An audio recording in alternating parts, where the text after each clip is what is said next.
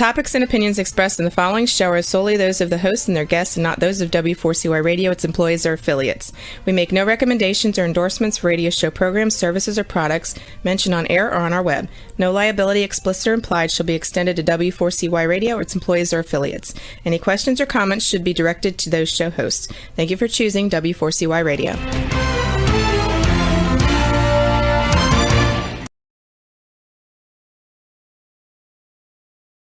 Welcome back, everyone, to the Geeks, Geezers, and Googlization Show, the home of Googlization Nation, where we talk with HR and business thought leaders about the crazy shift going on in the world of business, technology, and HR.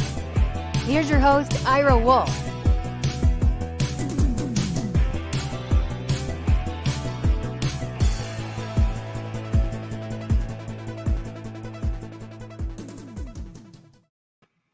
Welcome back, Googlization Nation. Obviously, I am not Ira Wolf. I'm Jason Cochran, Ira's co-host.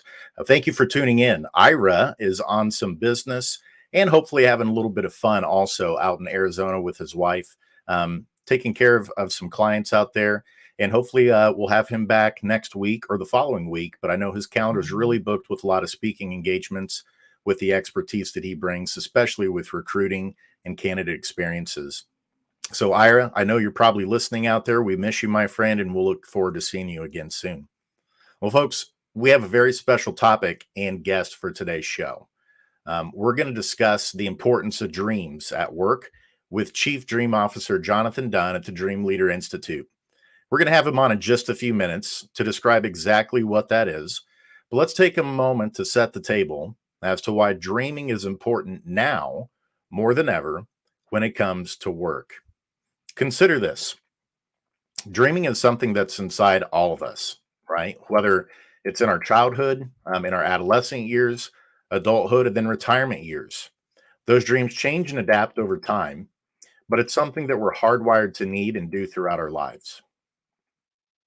When I was a kid, my dream was to be a truck driver, believe it or not. When I look back on it now, that might seem silly to me as a 4-year-old boy, but those were my dreams growing up in rural Indiana. That was what excited me, and that was my passion in terms of the toys that I played with as a kid. But let's get real for a moment. The last year and a half in particular have been really hard for a lot of us. Am I right? Just this week, 2 large employers have seen their employees poised to go on strike at any moment. John Deere and the International Alliance of Theatrical Stage Employees. Now, I know that second one is a mouthful, but here's what you need to know that influences. Motion pictures, TV producers, and studios. So yes, if things don't get worked out there, it could affect TV shows, movies, a lot of entertainment that you enjoy watching. And then listen to some of these data that are coming out right now in regard to what we're dealing with in the marketplace in business. A record 4.3 million employees quit their jobs in August. 90% of employees would give up a portion of their pay for meaning and purpose in the work that they do. 89% of people have experienced burnout symptoms from work over the last year. 74% of job candidates want a job where they feel like their work matters.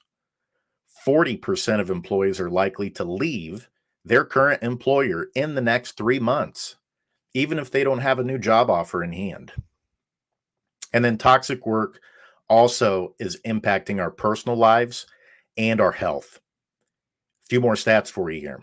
300% increase in clinical anxiety related to toxic work. 13% increase in substance abuse. 20% increase in domestic violence. An increased risk for heart disease and depression. And then listen to this. You'll probably shake your heads at this one. Toxic work, bad bosses, can also induce epigenetic changes in our DNA. It's almost like turning a light switch on or off in our DNA for certain changes or mutations. And don't even get me started on employee engagement. It's barely budged beyond 33%, despite 30 years of research and implementation. Folks, we have a lot of people that are rejecting a system that works for the very few. And the reality is that most of us are going to spend about a third of our lives working. The other third we spend is sleeping. And then everything else we do for the most part is the other third. So here's a question for you as we get ready to talk to Jonathan soon. Why should we let a third of our life be miserable or drain us, crush our dreams, or even adversely affect our physical and mental health? If we're honest with ourselves, life is simply too short to sacrifice a third of it doing work that doesn't bring us joy and help us fulfill our dreams. So, where does that leave us?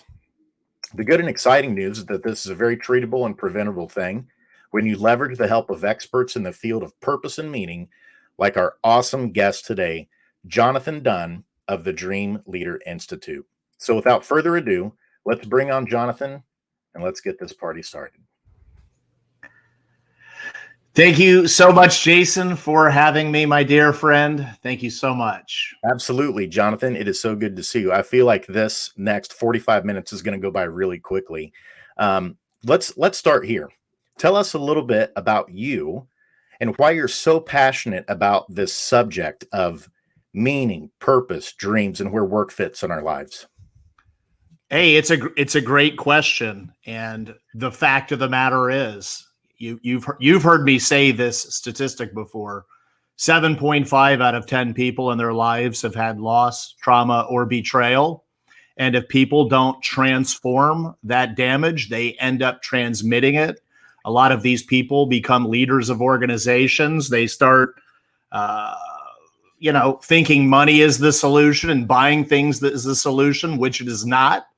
But I had my quantum shift moment in 2008 when the economy was crashing, scary times like we're in right now, and had worked a 17-hour shift on my own birthday, 9/11, and came home to a plate of warmed over food and a handwritten card from my daughter, who was, she was 9 years old at the time. And on the handwritten card, she had drawn a little picture of things she knew I loved and also had given me the title of World's Greatest Dad.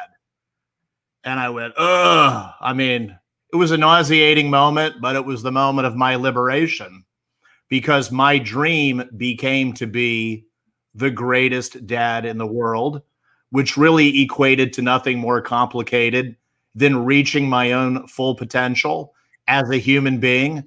That became my dream. That became the dream that made me challenge the assumptions that I have about myself and who I could become. And not only did it save my company, it made my company thrive without ever talking to a business guru. So that when I decided to start my own coaching company, I simply had to help people figure out what their birthday card was that called them the greatest dad in the world, metaphorically, and became very apparent of the statistical data that I shared. 77.5 out of 10, loss, trauma, betrayal, primary. And I knew that any workplace culture never is going to get fixed until that root problem starts getting addressed. And in case anybody hasn't realized, that snowball is just getting bigger and bigger and bigger and bigger. It absolutely is. I mean, the statistics, it just described at the top of the show of what's going on, and it's affecting every part of life, right? It's affecting us personally. It's affecting our relationships outside of work, and folks are leaving in flocks. Part of it, is they're leaving bad bosses. They're leaving bad companies. But as one business coach told me here in Indianapolis, there's a lot of folks that are leaving decent companies too.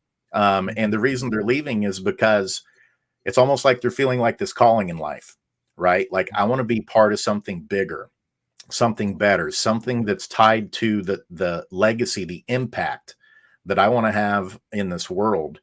And I think it's a really neat time. I think for employers, it's a really gut-wrenching time to think about not only losing people that are dissatisfied, possibly with their job, but that you might also lose some folks that are just like, it doesn't feel like the work I do here really makes me feel fulfilled or aligns with my dreams and the things that I want to do with my life. For those employers, let's focus on those, the ones that have people that are lukewarm to what they're doing. What would you say to them that they can do as leaders to try and help transform their organization to bring about more meaning and purpose for those folks? Well, I took down two little notes there that I have to reference before answering that question, because with the Dream Leader Institute, we do a lot of work with psychotherapists because there are certain things that are out of our lane. And why is there 78% of the population disengaged at work, dissatisfied at work? Why is that? What is at the root of all that? And once again, the answer is the trauma, but the trauma brings on the idea of the existential question. Do I deserve to love what I do every day? Do I deserve to go home and love everyone that's there? And the harsh reality is most people would answer negative to that. They may answer yes, but the actions are something different. I love to see what I'm seeing right now with people taking a chance on themselves and going out. I will be curious, though, to see what this looks like a year from now, 2 years from now, because what I also know is every human being has 20,000 to 60,000 thoughts a day. Some think it's an even bigger number than that. And unless there is a massive disruption in the thought process, most everyone always returns back to the set point. So we'll see what happens. I like seeing what I'm seeing, but we'll see what the long-term results are. And then the second point when you were talking was that ambition to meaning. And people kind of find themselves in the morning of life. And for a lot of people, I know myself included, it was I had an aspiration for a successful life, which at one time I was one of those people. I thought it meant house size, car, et cetera, et cetera. I realized none of those things create any level of happiness. And when you get into the evening of your life, hopefully we are seeing that shift now where it is an ambition to meaning, because that is obviously where the real happiness comes from. But if I could give a little bit of advice out. Absolutely. Well, I mean, it's hard to narrow that down, but there's one drill that I do when I go into a company where they want to bring the engagement up. And I just ask the simple question in the room: where's everyone at on a scale of 1 to 10 with their job satisfaction? And, people give the varying numbers. A 3, a 5, a 6, a 7, a 2, 10. Of course, we ask them, is there another time in your life it could have been higher than that? But then we ask this really simple, amazing question. What would a 10 out of 10 look like? And I tell you, Jason, most people don't have a clue. Most people do not even have a clue what a 10 out of 10 would look like. And then they are led by a leader who doesn't have a clue what a 10 out of 10 in their own life looks like. So then you've got a leader who doesn't know what a 10 out of 10 looks like, leading a person who's got a 3 out of 10 who doesn't know what a 10 out of 10 looks like. And like my old computer science teacher told me back in the day, if you put garbage in, you get garbage out. The garbage we're seeing right now, 78% disengagement rate, people leaving jobs in droves. And I tell every business I go into, I say, look, at the end of the day, you got to really ask yourself, do you believe there's a purpose to your life? Most people answer affirmative to that. I've had one guy who didn't. I was very respectful of him. And I say, does that mean you believe there's a purpose to everyone else's life? I absolutely do. And I go, well, you got to ask yourself, do you think what you're asking them to do is it? I had a guy recently, huge company. I hope they don't all figure it out at once. That it wasn't. And I said, instead of having that mindset, let's help them figure out what a 10 out of 10 is. Let's help them figure out what their purpose is. They'll be great team members. And if they leave, we have to get to a place in society where we want the best for everyone. And if we don't want the best for everyone, we are part of the problem. I told a guy about 2 months ago, you need to sell your company. Why? I didn't pay you for that advice. I go, well, you do. You don't care about people. If you don't care about people, sell your company and get out and go do something with your life where you don't have to care about people. But don't be part of the problem and then complain about it. That's so powerful, Jonathan, and such good advice. I can speak also. I've had a lot of people close to me in my life. I watch them and they just go through the motions, right? You wake up every day, rinse and repeat, you do your job. And there was this idea of you just do it because it's the stable thing to do. And then, the leprechaun and the pot of gold is at the end, once you get to retirement, and then all of a sudden everything's supposed to be magical and wonderful. And I've seen a lot of people I love and am close with, including some family members, of watching the drain of the day-to-day of doing a job that really wasn't something as much they were passionate about, or they dealt with some rough bosses, or the company itself was very transactional and not relational. Mm-hmm. And the toll that it takes on a person mentally, their physical health, that by the time you get to what you thought was that promise of the leprechaun and the pot of gold at the end of the rainbow, when you go off into retirement land, it almost looks like an illusion, because by that point you're tired.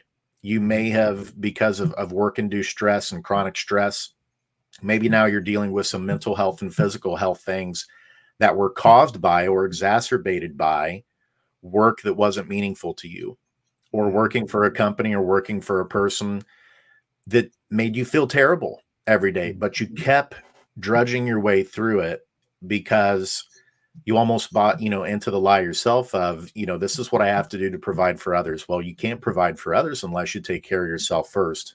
And that's one of the things as a psychologist, I think, that my eyes were really opened up to in my training was, it's not selfish to want the best for yourself and to try and make sure that, your bucket is being filled, because you can't fill other people's buckets and do what you were called to do and lift up other people if you're just on zero on the meter every day.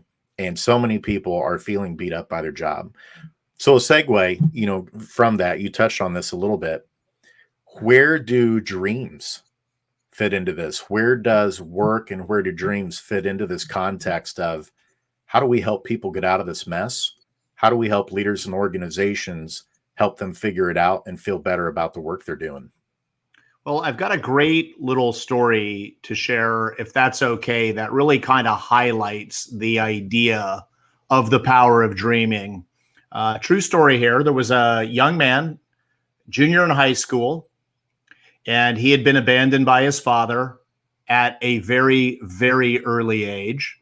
And due to his father abandoning him, he grew up feeling really worthless. And he started living from the perspective of worthlessness, getting suspended from school, smoking, drinking, getting in fights. Well, he had a beloved mother. And one day, junior in high school, he came home and his mother pleaded with him to please make something of his life. And of course, he felt bad. He hurt his mother. And he says, "What do you want me to do?" And she says, "Please go to college. You got to make something of yourself." This story is back from the 70s. And it was a colleague of mine. And he said, "Mom, I'll make something of myself. I'll go to college." In fact, they're giving the SAT in a few weeks. You have to have that to get into college. I'll take the SAT examination so that I can qualify for college. Now, if there's any ACT people out there or people who are in foreign countries, a perfect score on the SAT is 1,600, 800 math, 800 verbal. Well, he kept his word, took the test, comes home from school a few weeks later. His mother is livid and accusing him of being a cheater. And he said, "Mom, I did not cheat on this test. There was a proctor administered it. It was a Scantron. I couldn't cheat on the test. Why do you think I cheated?" She hands him the letter. Well, it turns out this young man who had thought he was worthless had gotten a 1480 on the SAT.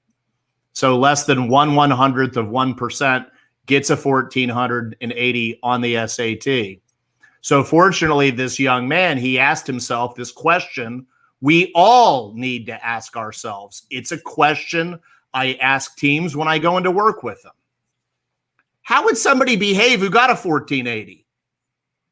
Starts going to class, listening to his teachers, studying, going to bed at a decent time, turning off his old life, weeding the garden, shutting down his old behaviors, graduates high school, goes off to college, starts a great company. His own story is involved in his dealings with his team, hires hundreds of people, makes millions of dollars, creates tons and tons of wins. He gets married, has kids, comes home from work several years later, wife waiting for him at the kitchen table to eat. She says, honey, you got a letter from the SAT people. You took that test a long time ago. Why do you think they sent you? Well, it turns out they were conducting audits. He opens the thing up, flips his letter. Turns out he only got a 760. People all the time would ask him, man, your life really changed when you got that 1480. He says, no, my life changed when I started behaving like a human being that got a 1480. So I go into businesses and I find out, hey, what's your 1480? And they tell me, we got a strat plan and this, here's our 1480. How do we get there? Teach us, coach. And I say, well, here's the way to do it, people. We find out what every team member's 1480 is in their life. Something so big that they can put it at the center that connects them to the mothership. And then we explain to everyone who's willing to listen. You know this, Jason. Your feelings are inaccurate.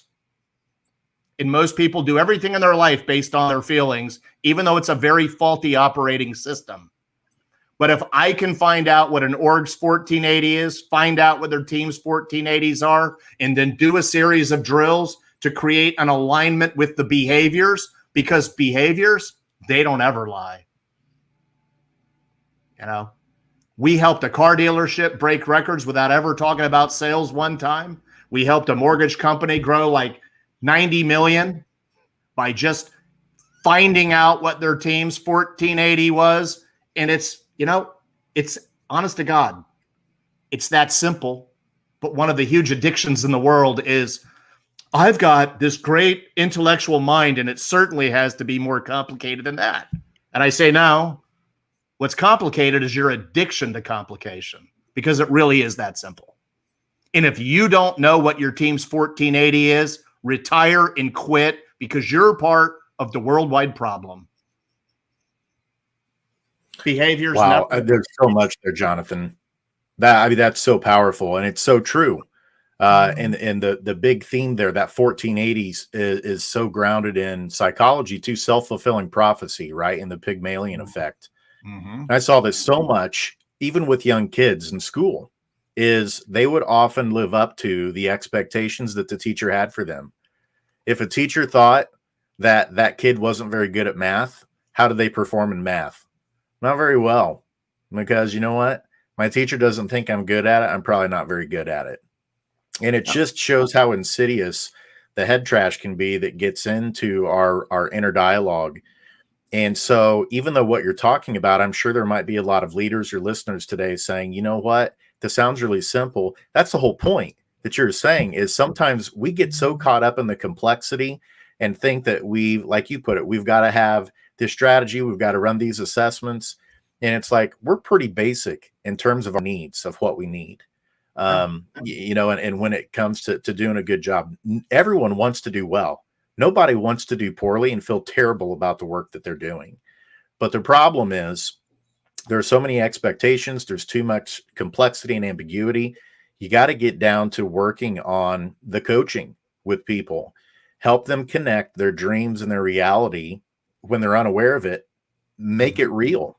Define it. What is that? What does the 1480, as you put it, look like for them? And then you got to start connecting the dots of, this is how the work you do plays a part in that. And I love that. I mean, for all of us, when we think about our identity, work is a big part of that. Now, we're not here to debate whether or not that's a healthy thing or an unhealthy thing. It's just a reality. For a lot of us, when we're at cocktail parties, and that, you know, we're having a conversation, we're meeting new people, one of the first things that comes up is, after your name, this is where I live and this is what I do. And so it has a certain, you know, weight to it in terms of how we identify ourselves and what we're doing. And so I hope our listeners really hung on to the words that you shared right there, you know, the 1480 and connecting those pieces. What are the things, let's flip gears here real quick. What are some of the things that you've come across in your work of things that haven't gone right? when it comes to helping people connect? Have there been some big no-nos, as I'll put it, that we should put out there for leaders and listeners of the show that might look like snake oil or just are bad practices that don't help with this kind of stuff? Well, first off, I do agree with that idea. Part of the culture of every organization needs to be a culture of overbelief. And we have a very scalable system with proven results. And I tell everyone who's willing to listen, the only way this doesn't work is as if you're not consistent with it. Or there was it's like a baby comes into the world and it's been in the womb for 9 months and the parents go, "Hey, thanks God, I got it from here." That happens at times. That happens at times too, and like I say, you're familiar with Nick Saban, Jason? Yeah. He was hired by Alabama to win championships. He realized every player he brought was filled with tons and tons of potential. But he also realized what I said, 7.5 out of 10 of them bring lots and lots of baggage. And Saban knew he wasn't winning 5 titles in the first 8 years if he didn't have somebody on staff who handled all of the baggage that people inevitably bring to work.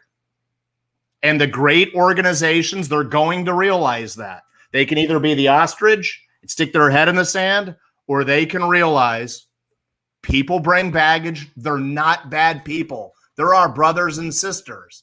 And why not have somebody on staff that handles that aspect of it so I can actually grow my business and do what I came to start doing, and I'm not constantly in the mud. But there have been a few leaders who they don't understand that idea of 10,000 hours to mastery, and they're like, "Oh, I got it from here."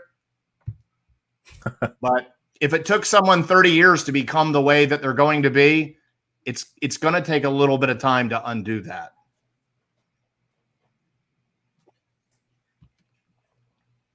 That's so true. Hey, Jonathan, stick with us here. We're going to do a quick 1-minute commercial break, and then we'll come back. We're going to dig into some more specifics of the Dream Leader Institute and your program and offerings, just to let everybody know how they can get out of some of these challenges that are currently going on. So let's take a quick commercial break, Roxy, and then we'll be back with you in just a minute, Jonathan. A lot of you might be feeling like you're standing in deep shift. But do you know what grows and rises out of deep shift? Opportunity. To successfully navigate the shift to the new normal, each of us must learn to rapidly adapt to the speed of change. Some of us are hardwired for this. Others, not so much. That's where Success Performance Solutions can help. Success Performance Solutions is now your AQ headquarters. Whether you are personally struggling with the next chapter in your career or wondering how ready your team is for fast, disruptive change, our AQ assessment and coaching will provide you a detailed, scientifically backed roadmap to guide you into the new normal. Optimize your adaptability today. Contact Success Performance Solutions about evaluating your team's change readiness or joining our upcoming AQ Masterclass. Visit successperformancesolutions.com or call us at 800-803-4303. And we're back. Thanks for hanging with us, Googlization Nation. We got about another 15 minutes or so here with Jonathan. We're going to dig into his program here shortly. Just to tie into what you shared before the break there, Jonathan, you talked about Nick Saban and what an incredible coach he is. And a lot of times in the work that I do, when I'm trying to help coach organizations in terms of the type of employee experiences that need to be done, to tie into what you were sharing, I often say, we need to get practical. We don't need to get surgical first. Got to get really great at the fundamentals. Like the fundamental things that people need are probably quite different from what a lot of leaders think. They need autonomy, flexibility. They need good feedback loops. They need plenty of recognition and praise for the effort of what they're putting into the job, so on and so forth. And oftentimes a coach I bring up is John Wooden. And for those who may not be familiar with John Wooden, the great Purdue basketball player, UCLA coaching legend, he's famous in part, not only because of all his championships, but he would have his players practice putting their socks on first before they were allowed to even go out on the basketball court. and practice the other stuff you think of that has to do with basketball, passing, dribbling, shooting, and things like that. It was all about the fundamentals to him. In that vein, let's now dovetail directly into the Dream Leader Institute, and let's talk about the work that you do. What are those fundamentals, those things that you're doing with organizations that's getting those incredible results to get the train back on the right track? Well, I think you've seen, I know nobody can see there, but we built a whole curriculum that businesses follow. And on our very first module, it's the quote by John Wooden: "We will begin by learning how to tie our shoes." Brilliant. So, I feel like it's a moment of destiny right now. Once Absolutely. again, we do keynote speaking, we do rah-rah team building things, but, our real sweet spot is being that part of the organization, though, that people bring their stuff to, so that the leaders can focus in on what the leaders are meant to focus in on. And so the owners can focus in on what the owners focus in on. But very simply, the first part of our process is to figure out what somebody's 1480 / their dream is. That's it. We got to find that out first. And sometimes, it takes a little while. And then once we have found that out, think back to the story of the young man. How would somebody behave that got a 1480? So then the next part of our process is I really just ask the question. I say, hey, imagine you've accomplished all your 1480s and you've helped a bunch of other people accomplish their 1480s and you're living a life of meaning. What are they going to say about that person at their funeral? And I have them begin to jot down those ideas, also known as the eulogy. And look, there's my eulogy right there. I read it every single solitary morning, and that is my roadmap for how I need to show up for the day. And by the way, if you noticed, I never told people what their 1480 is, and I never told them what their eulogy is, because the best things in life, great leadership, it's invitational. The truly great leaders of this world are nothing but teachers. They don't seek control. They don't seek power. All they want to do is teach. So then we begin that exploration of who are you meant to be? And then through the remainder of the curriculum, and we've got several years worth, there are common roadblocks and hurdles, but all of the curriculum addresses those walls in people's lives coming down so that bridges can be built. And we begin a process as well, and it takes a while, of actually answering the question of why you are here. Because the number one cause of disengagement in businesses, and this was peer reviewed by the Harvard Business Journal, is people don't feel connected to the job. So we know rather quickly, although this is a process, we've got to get people connected to what they're doing. Kind of like you mentioned that in the previous segment. And we do that by having people write their own life's mission statement. But that's our process. We find out what someone's 1480 is. We find out what a business's 1480 is.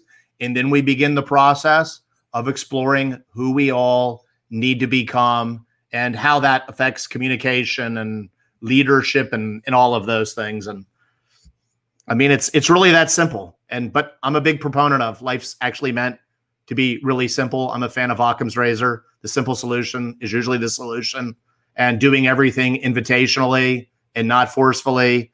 And once again, our results have been, they've been outstanding.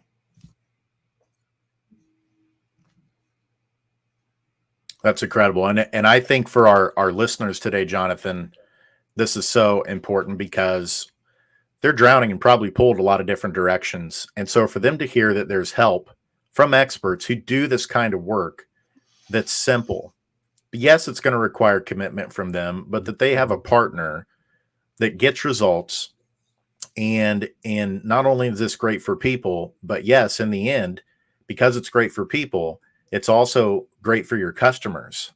It's great for your suppliers. It's great for your communities.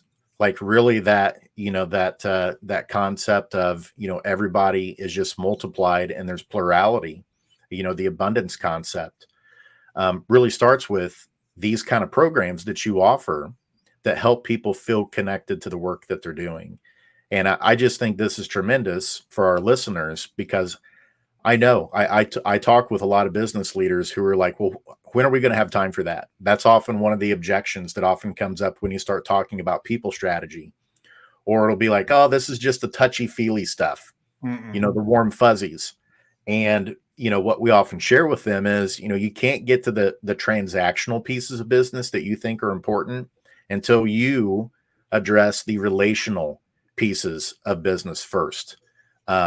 Because people won't care about their job until they know that you care about them as a person and the work that they're doing.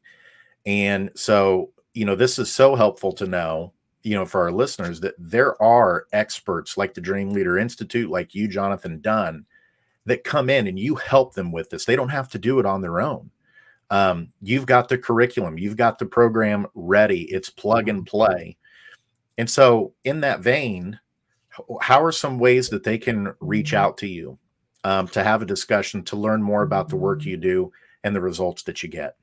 Well, I think Roxy has our website, and anybody could absolutely reach out to me, Jonathan at dreamleaderinstitute.com. I love talking so much. And I have a newsflash. Nobody believes this till they actually talk to me. I literally won't try to sell you a single thing. It's all about a relationship. If something emerges from it, great. If it doesn't, great. It doesn't matter. It doesn't matter to me. But I love talking about this stuff, and it really is that simple. And just imagine having someone in your life who they have one agenda for you, and that's it. They want to help you win. Everybody needs that in their life. I'm a coach who I have a coach. And we all get blind spots because we see things from this perspective, and we need people, extra sets of eyes, extra hearts, extra lungs to see things. So, Roxy, I don't have an H in my name. Sorry. You dropped the H like a bad habit.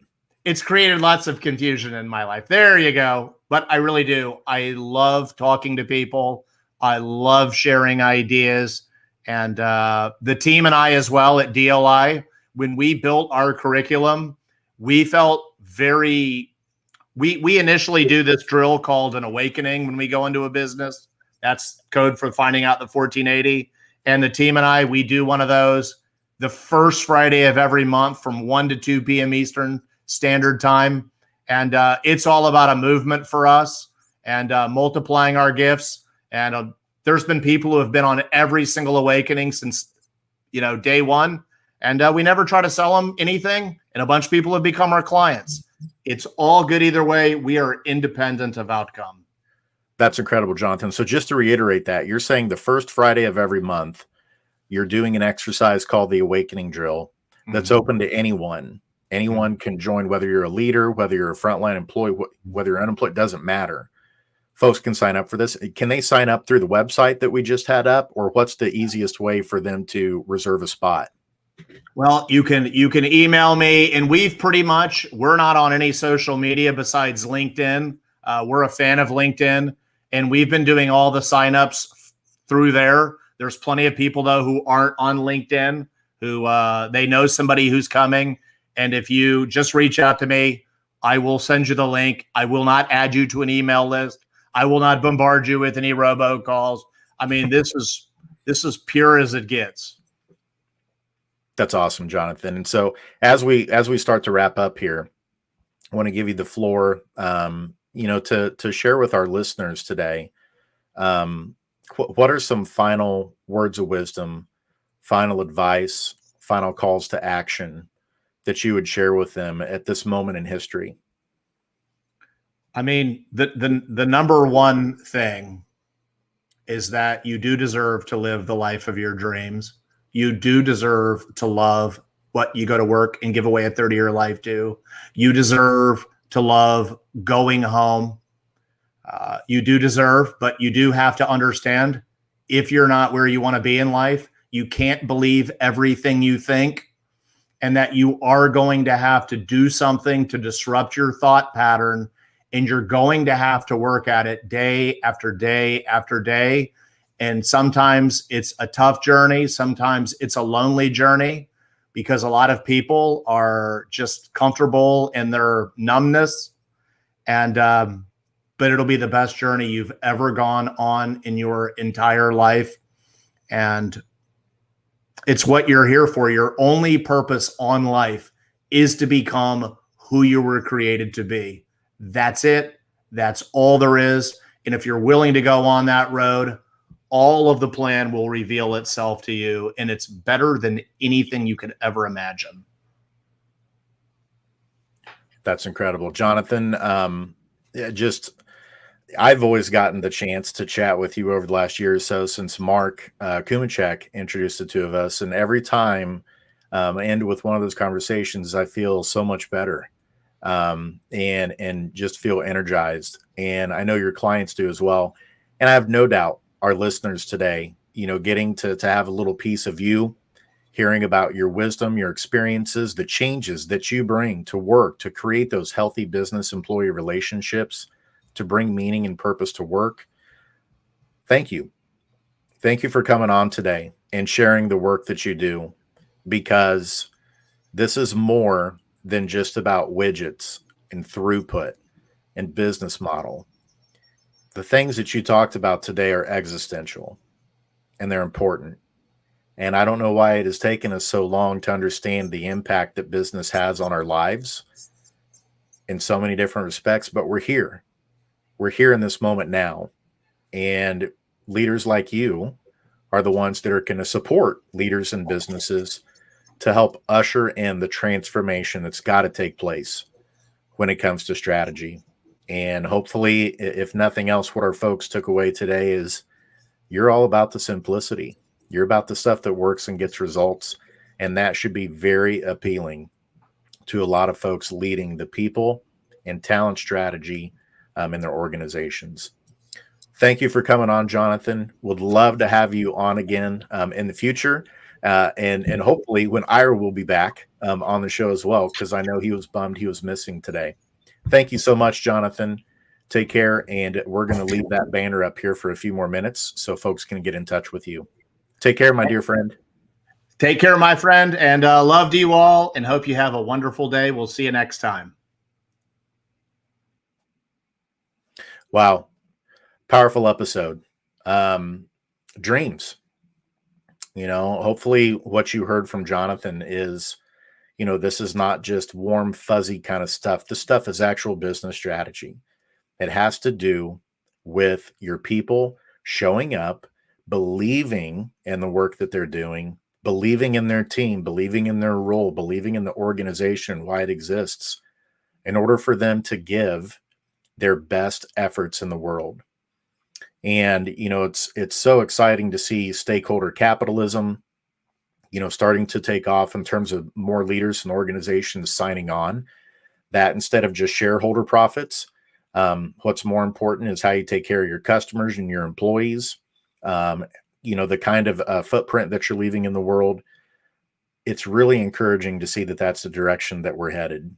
And certainly dream programs are a part of that. And so the Dream Leader Institute, I certainly encourage you to go check it out to learn more information about that. But that is one key tactic and strategy that can be part of your plan. If you're struggling to get people to buy into work, to buy into the kind of things that they're doing on a day-to-day basis. Well, folks, we are coming up to the end of the show. As always, want to thank you for listening. The podcast will be out later this evening. If you want to listen to the audio version, Ira will be back soon, next week or 2 weeks away, whenever he's done with some of his speaking engagements. But it's been a pleasure being with you today. And remember, as Ira always says, be careful to not let the shift hit your plans. Take care and see you next Wednesday.